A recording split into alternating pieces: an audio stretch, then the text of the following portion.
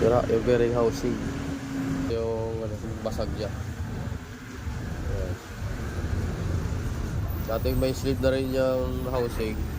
Ito yung slip na bearing niya dito.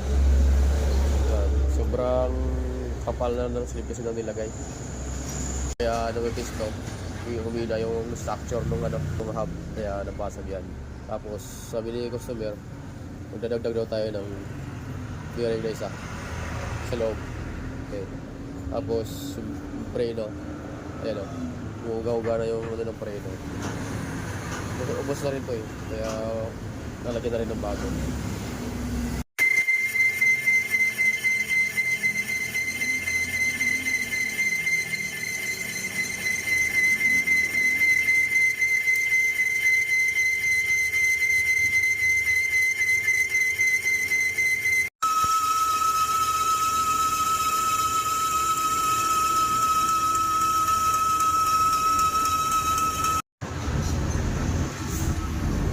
Pangpasa yung ano, may mga butas eh.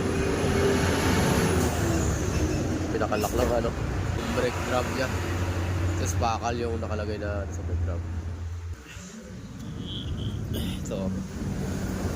Yan. Yung lock niya. Bakal itong materialis nito. Madulas to tsaka maingay.